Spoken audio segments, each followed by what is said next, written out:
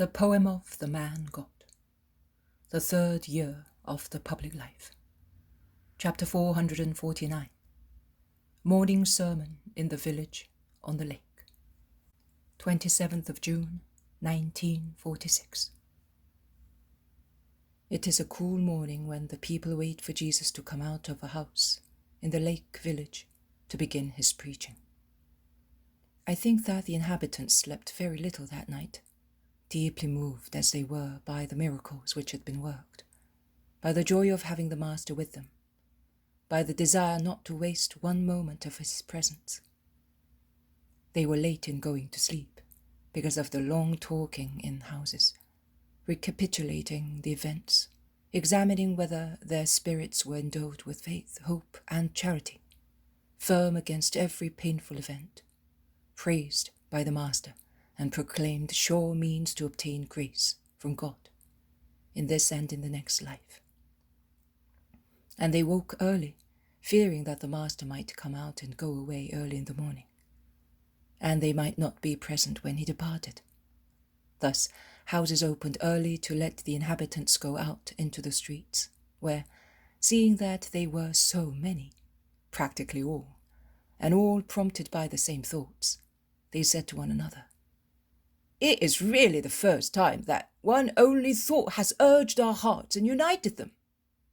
And with fresh, kind, brotherly friendship, by mutual consent, they all set out towards the house where Jesus had been given hospitality, and they crowded round it noiselessly, waiting patiently and untiringly, quite decided to follow the Master as soon as he comes out.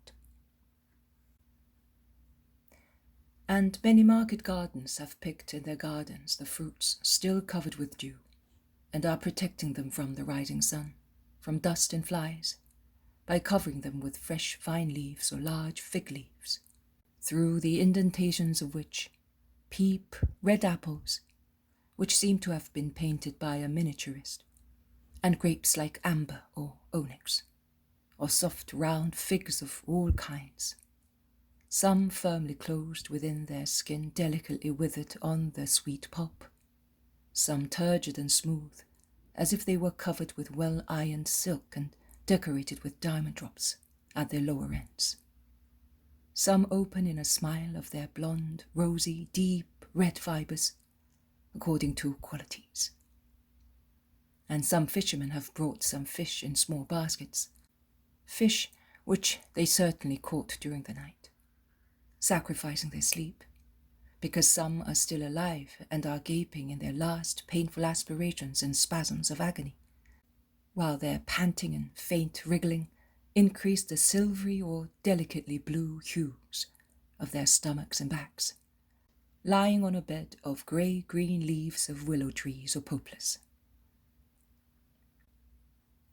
The lake, in the meantime, has changed from the delicate milky hue which light bestows on waters at daybreak, a hue so pure, I would say so angelical, almost abstract, so calmly the water rests on the shingly shore, just murmuring delicately among the pebbles, to the resplendent, more human, I would say, carnal hue of dawn, which tinges the water with red as the rosy clouds are reflected in the lake.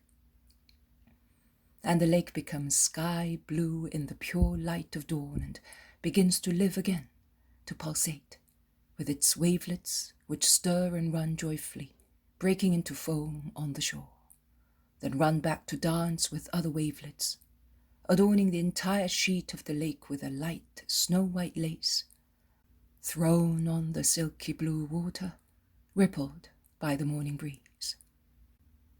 Then the first ray of sunlight strikes the water over there towards Tarakia, where it was so green-blue because of the woods which it reflected, and it assumes a golden hue and shines like a broken mirror struck by the sun, and the mirror expands incessantly, tinging with gold and topazes, water still blue, cancelling the rosy hues of the clouds reflected in the water, enveloping the keels of the last boats which are returning to port after fishing, as well as the keels of the first boats going out, while the sails, in the triumphal light of the risen sun, are as white as the wings of an angel against the blue of the sky and the green of the hills.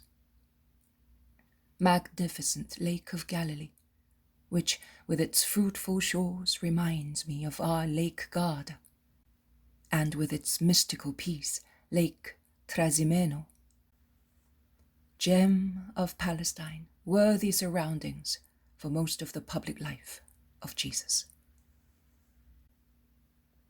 Jesus appears at the door of the hospitable house, and he smiles, raising his arms to bless the patient citizens awaiting him. Peace be with you all. Were you waiting for me? Were you afraid that I might run away without saying goodbye to you?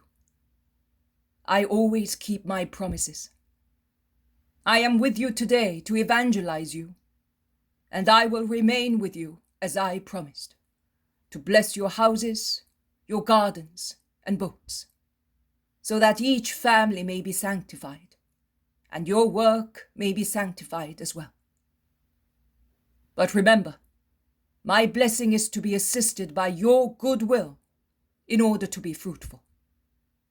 And you know which is the goodwill that must enliven a family, so that the house sheltering it may be holy. The husband is to be the head, but not the despot, of the wife, of the children, and of the servants. And at the same time he is to be the king, the true king in the biblical sense of word. Do you remember chapter 8 of the first book of the Kings? The elders of Israel gathered together and went to Ramah, where Samuel lived, and they said to him, Look, you are old and your children do not follow your ways.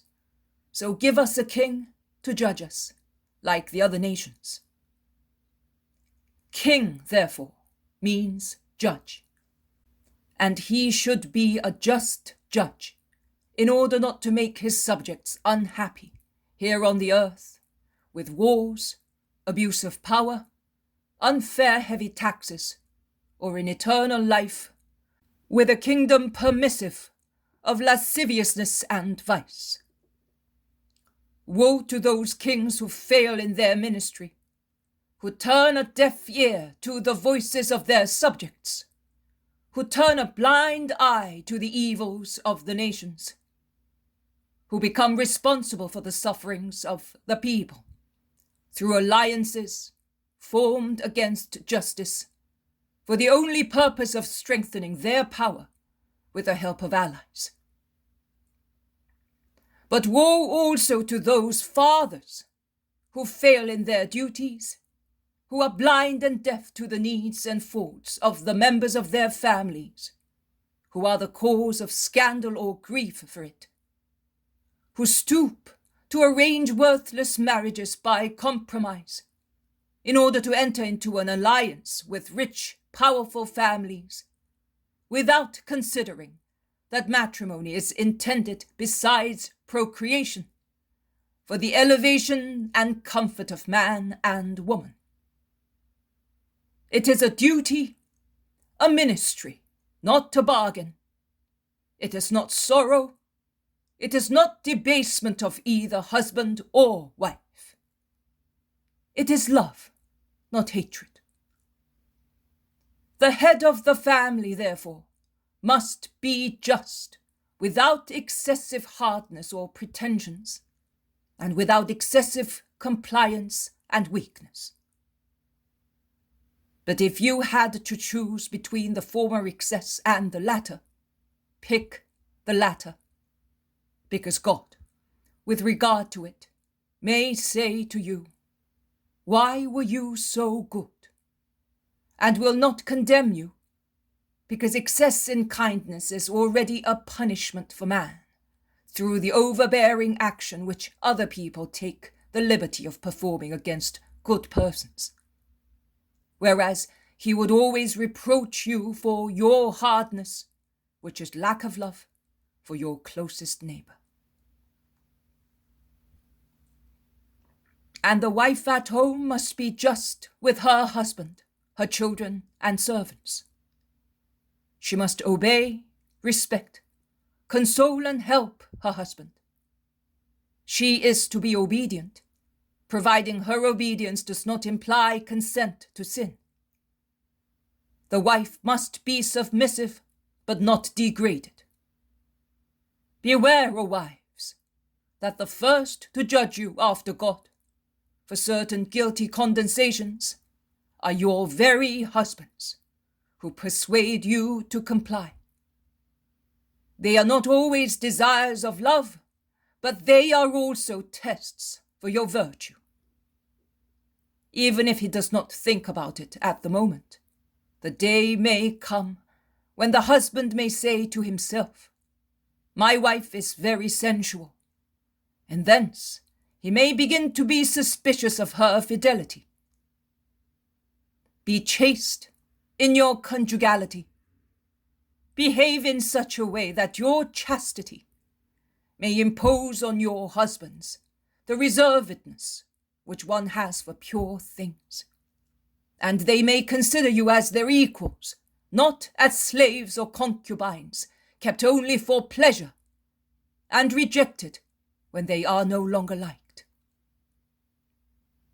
The virtuous wife, I would say the wife who also after conjugality retains that virginal something in attitude, in words, in her transports of love, can lead her husband to an elevation from sensuality to sentiment, whereby the husband divests himself of lewdness and becomes really one thing with his wife, whom he treats with the same respect with which a man treats a part of himself, which is just, because the wife is bone from his bones and flesh from his flesh.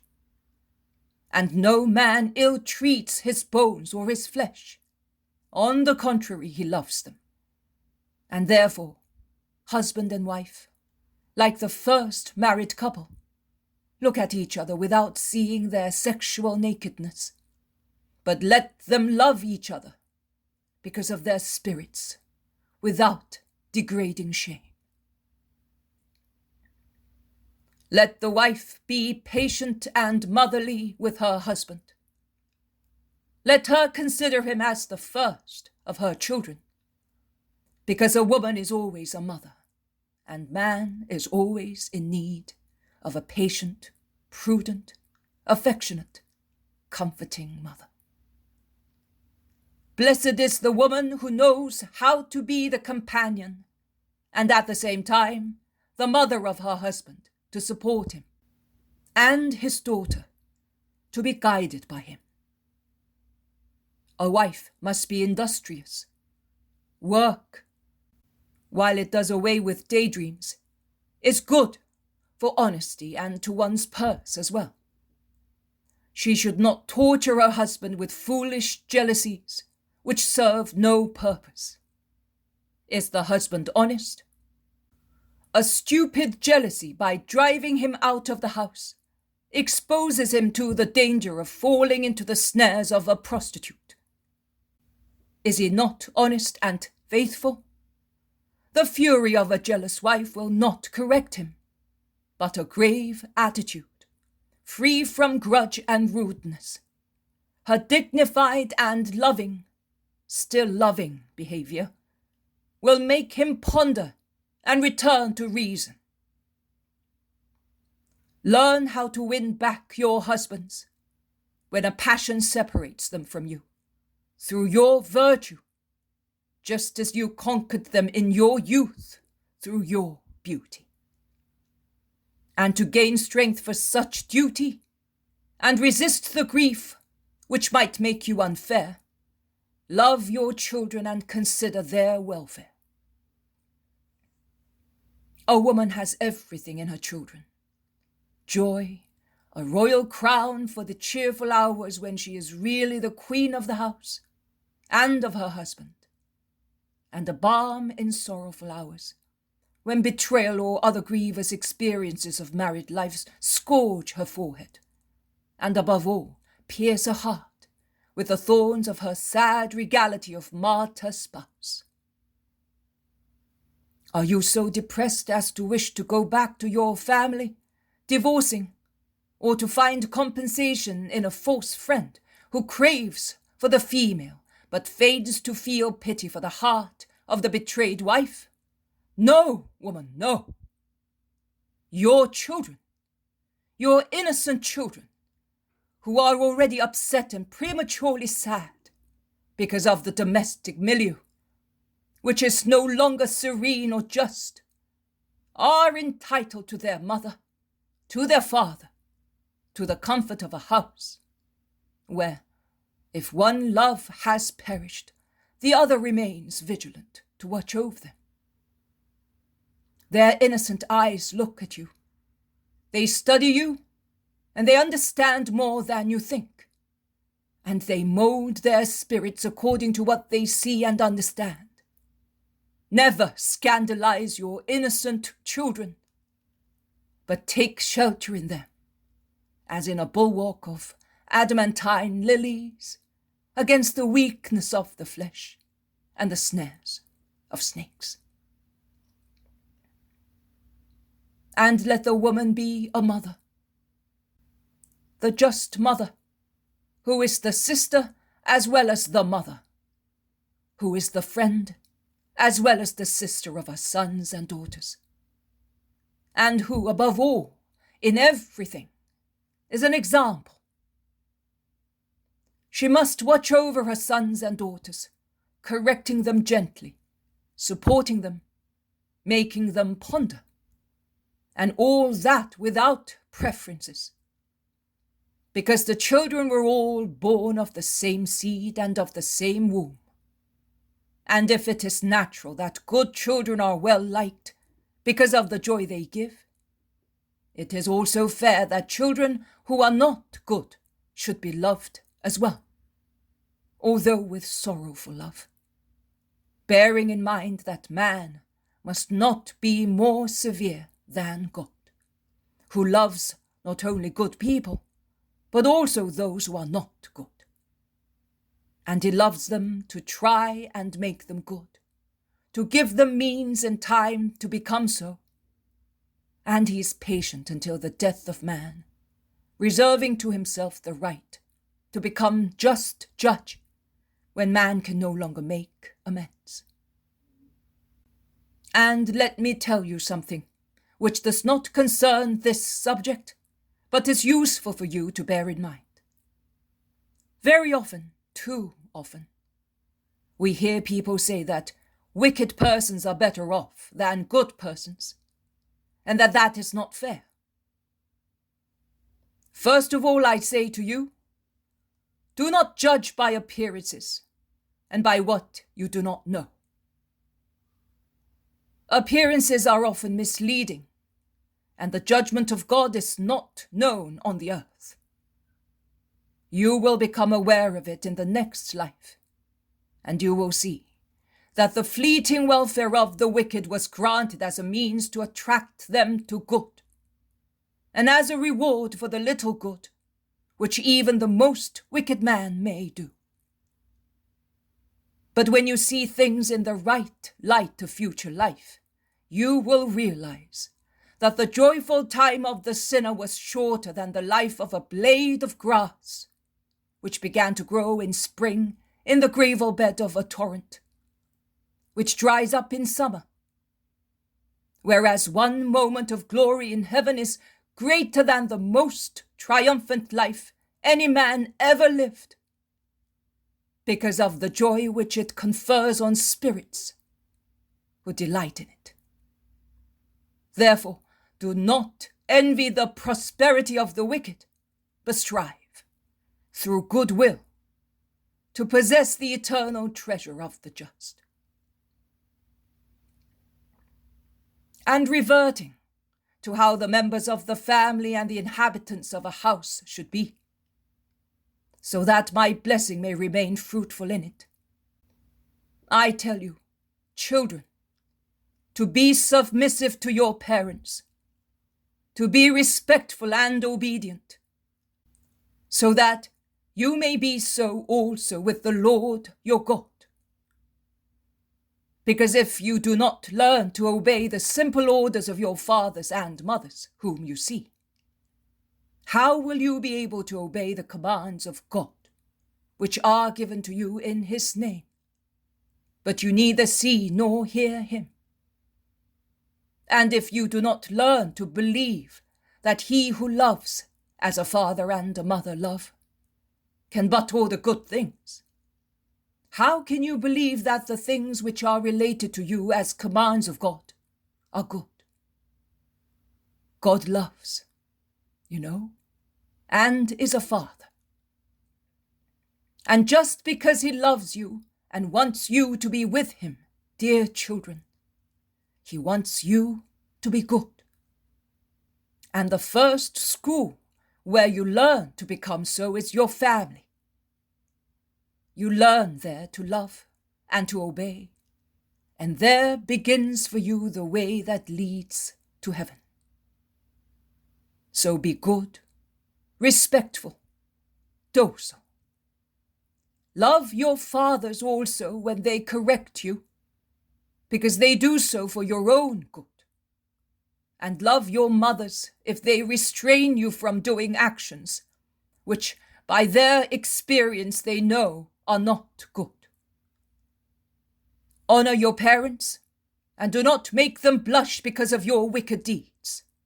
Pride is not a good thing, but there is a holy pride, the pride of saying, I did not grieve my father or my mother. Such behavior, which makes you enjoy their company while they are alive, is peace on the wound of their death. Whereas the tears which a son causes his parents to shed scorch the heart of the wicked son like melted lead. And notwithstanding every effort to soothe the injury, it is painful. And all the more so when the parent's death prevents the son from making amends. Oh, children, be good always if you want God to love you. Lastly, holy is that house in which, through the justice of the masters, the servants also become just. Masters should remember that bad behavior exacerbates and spoils servants, and the servants should bear in mind that their bad behavior disgusts masters. Let each stay in his own place, but with a tie of love for the neighbor to fill the division existing between servants and masters. Then the house, blessed by me, will keep its blessing, and the Lord will dwell in it. And likewise, my blessing and thus my protection will remain on boats, kitchen gardens, working and fishing implements. When you lead your lives as fishermen or market gardeners, working holily on days permitted and holily devoted to worshipping God on holy Sabbaths. And you do not cheat when selling or weighing, and you do not curse your work. Neither do you make it the sovereign of your lives by preferring it to God. Because if work gives you a profit, God gives you heaven. And now, let us go and bless houses and boats and oars and kitchen gardens and the hoes. Then we will go and speak near the place where John is, before he goes to the priest. Because I will not come back here again, and it is fair that he should hear me at least once. Take some bread, fish, and fruit. We will take them into the wood, and we will eat in the presence of the cured leper, giving him the best bits, so that also his body may rejoice, and he may feel that he is already a brother among the believers in the Lord. And Jesus sets out, followed by the people of the village and by other people who have come from nearby towns, where, during the night, some inhabitants of the village perhaps went with the news that the Saviour is on this shore.